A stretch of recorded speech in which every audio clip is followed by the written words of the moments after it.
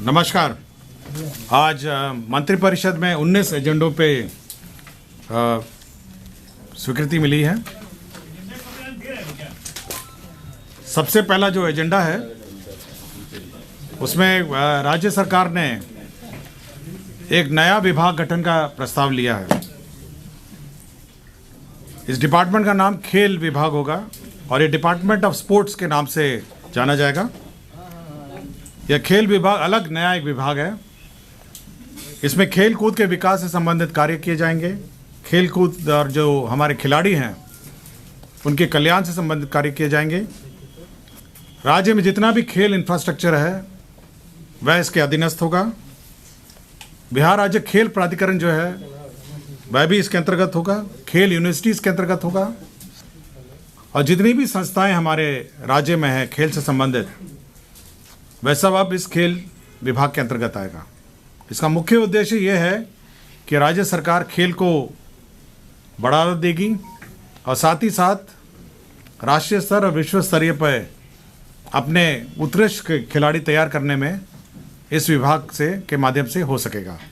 तो ये नया विभाग खेल विभाग कहा जाएगा और डिपार्टमेंट ऑफ स्पोर्ट्स कहा जाएगा। इसके ये अलग अलग डिपार्टमेंट होगा और ये पूर्व में पहले ये कला संस्कृति एवं युवा विभाग का एक अंश था। तो यह एक महत्वपूर्ण निर्णय है जहां पर एक नया विभाग गठन करने का राज्य सरकार ने निर्णय लिया। दूसरा निर्णय पंचायती राज विभाग से संबंधित है, जिसमें पंचायत स्तर पर जो प्रतिनिधि हैं उनके मानदेय में बढ़ोतरी का राज्य सरकार ने निर्णय लिया है।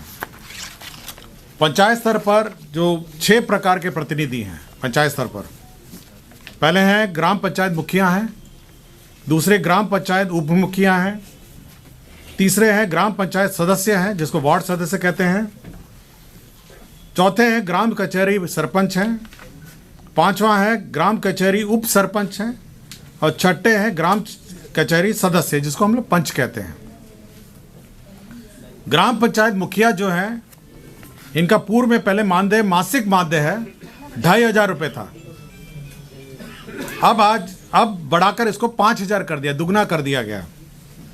ग्राम पंचायत उप मुखिया का मानदेय 1200 था, इसको बढ़ा के 2500 कर दिया गया।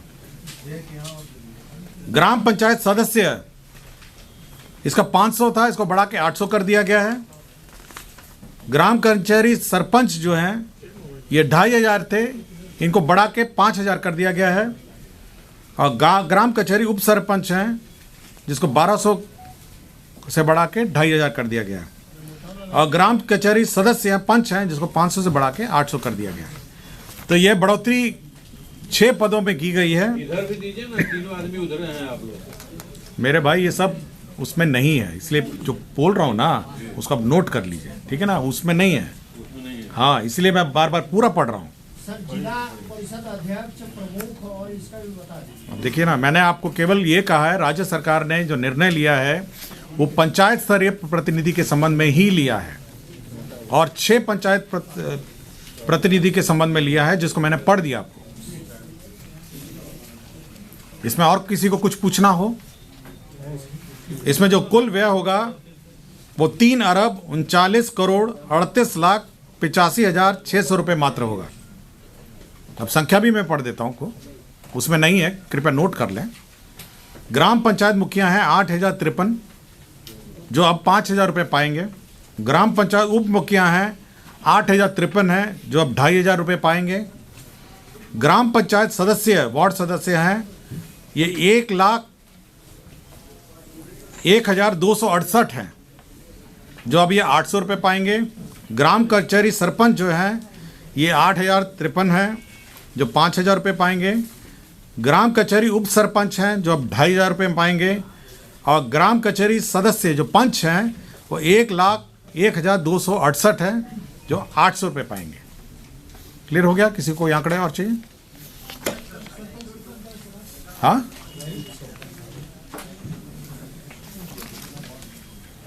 समाज कल्याण निदेशालय, ये जो समाज कल्याण विभाग है इसमें जो आंगनवाड़ी सेविका और सहायिका है इनके मानदेय में बढ़ोतरी राज्य सरकार ने की है। आपको जानकारी होगा कि जो मानदेय है सेविका और सहायिका आंगनबाड़ी केंद्रों पे, उसमें 60% भारत सरकार देती है और 40% राज्य सरकार देती है। यही प्रावधान है। समय समय पर राज्य सरकार ने अपना जो अंश है, जो 40% है, उसमें बढ़ोतरी की और भारत सरकार का अंश जो है वो यथावत रहा। अब राज्य सरकार ने इसको और बढ़ा दिया, अपना जो अंश है। और अब जो स्थिति है, मैं पढ़ देता हूं जो आपको जानकारी में। अब जो सेविका है, सेविका, उसका अब 7,000 रुपये हो जाएगा, 7,000 रुपये। पूर्व में इसको 5,950 मिलता था, अब ये हो जाएगा 7,000। और जो सहायिका है, इसको 2,975 रुपये मिलते थे, अब ये बढ़ के हो जाएगा 4,000। राज्य सरकार जो अंतर राशि है, जो भारत सरकार जो 60-40 में देती है, वो अंतर राशि अब राज्य सरकार देगी। अब अगर पूरा रेशो देखा जाए, जो 7,000 रुपये सेविका को मिलेगा और सहायिका को 4,000 मिलेगा, तो अब भारत सरकार का अंश जो हो जाता है वो 38.57 हो जाता है। 38.57% हो जाएगा भारत सरकार का अंश।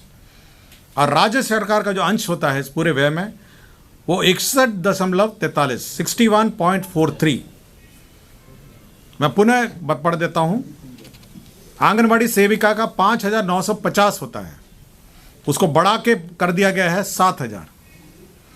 और आंगनबाड़ी सहायिका का है 2,975, जो बढ़ा के कर दिया है 4,000 रुपये। भारत सरकार का गाइडलाइन है कि 60% भारत सरकार देती है और 40% राज्य सरकार देती है।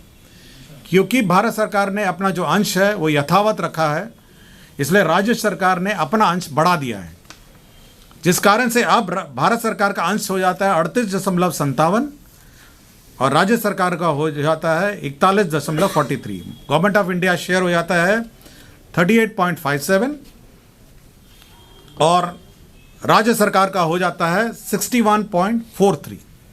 क्लियर है सबको?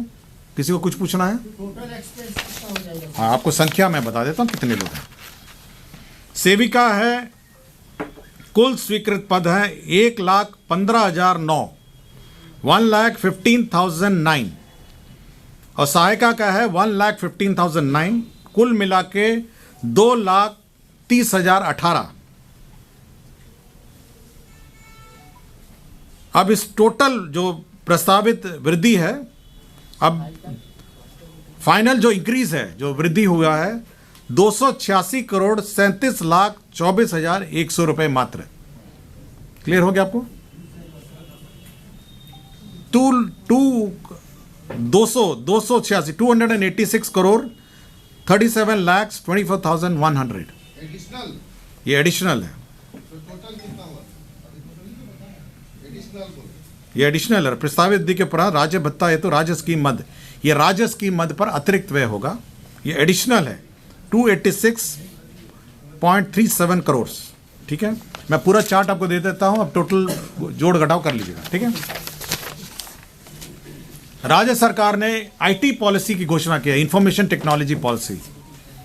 राज्य में इंफॉर्मेशन टेक्नोलॉजी के यूनिट्स लगे, इंफॉर्मेशन टेक्नोलॉजी के उद्योग लगे, इसलिए राज्य सरकार ने आईटी पॉलिसी की घोषणा की है। इसके अंतर्गत जो प्रावधान किए गए हैं उसमें 30% कैपिटल सब्सिडी है, 30% capital subsidy to a maximum of 30 crore. तो कैपिटल सब्सिडी है, ये 14 नंबर एजेंडा है। 30% capital subsidy to a maximum of 30 crore. इसमें लैंड का जो कॉस्ट है वो 20% से ज़्यादा नहीं होगा और जो भी फाइनेंशियल इंस्टीट्यूशन द्वारा असेस्ड है, बैंक्ड है, उनको यह सब्सिडी राशि दी जाएगी। इसका एक ऑल्टरनेटिव है, जो भी यूनिट्स हैं वो इंटरेस्ट सबवेंशन भी ले सकते हैं, जो 10% के हिसाब से होगा और ओवरऑल प्रोजेक्ट कॉस्ट का 50% या 40 करोड़ जो अतिरिक्त होगा। 30% कैपिटल सब्सिडी होगा to the maximum of 30 crore और interest subvention of 10% to a maximum of 40 crore. इसके साथ साथ लीज रेंटल सब्सिडी, जो आप ये लेते हैं, किराए पे ऑफिस लेंगे उसमें 50 रुपये प्रति स्क्वायर फीट प्रति मंथ के हिसाब से भुगते होगा, जो 50% ऑफ लीज रेंटल होगा। और ये 5% प्रति वर्ष इसमें बढ़ोतरी होगी कमर्शियल स्पेस में।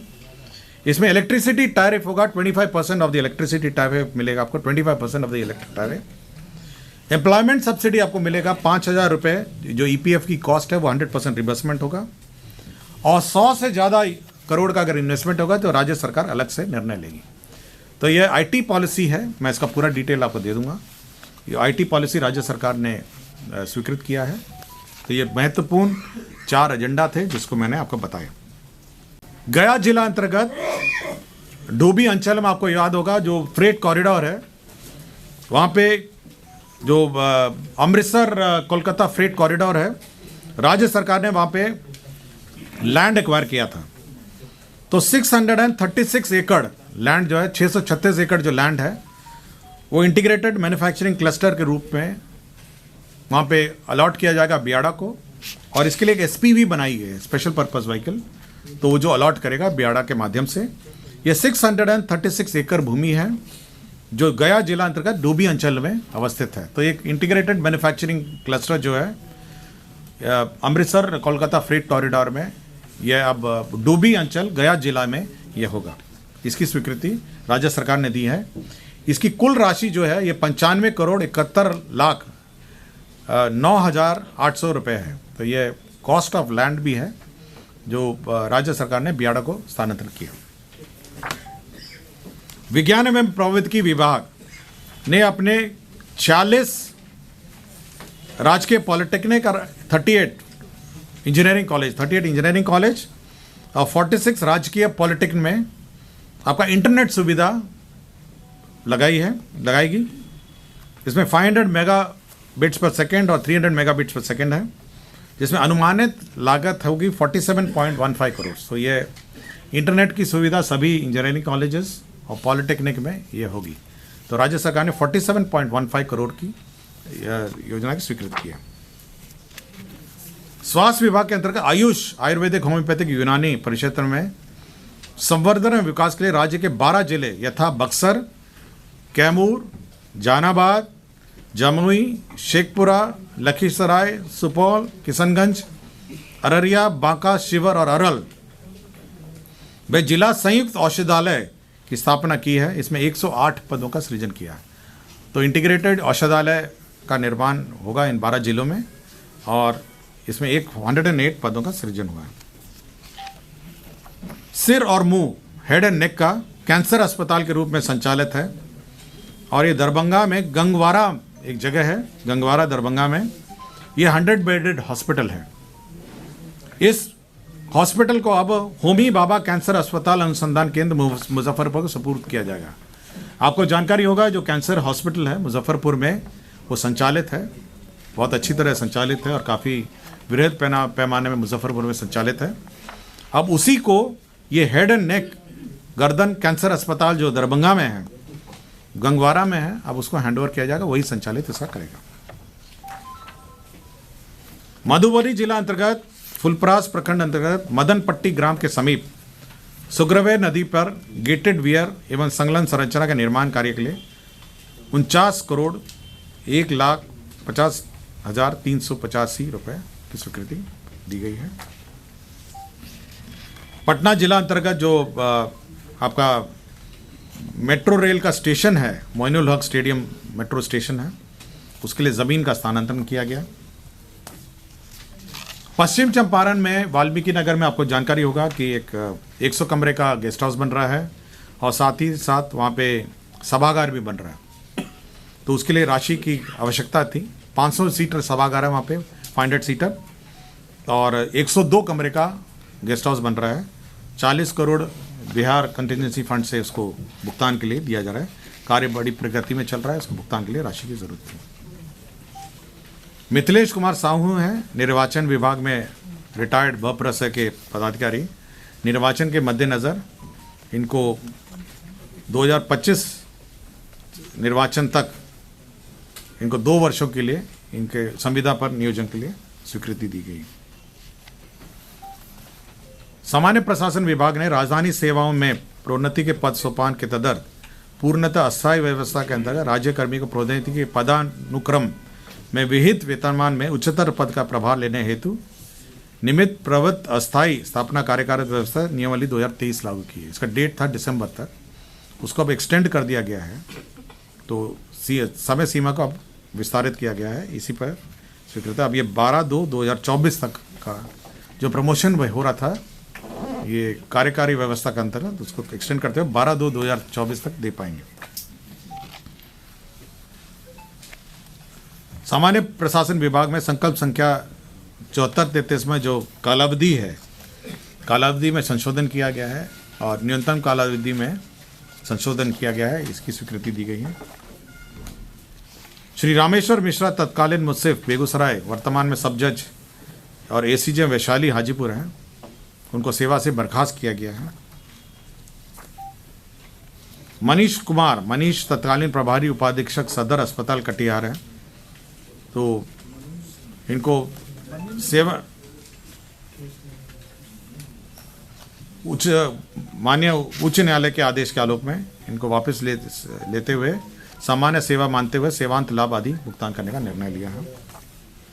बिहार अल्पसंख्यक आयोग में सदस्य सचिव का पद उप सचिव का से अन्य पदाधिकारी का पद सृजन किया गया है। स्वर्गीय दिनेश कुमार सिंह है, भूतपूर्व सदस्य बिहार विधान सभा, इन्होंने लिवर ट्रांसप्लांट किया था। 71,78,452 रुपये इनको भुगतान किया गया। यह भी माननीय सर्वोच्च न्यायालय के आदेश से हुआ है। तो यही एजेंडा आज 19 एजेंडा पर निर्णय हुआ है।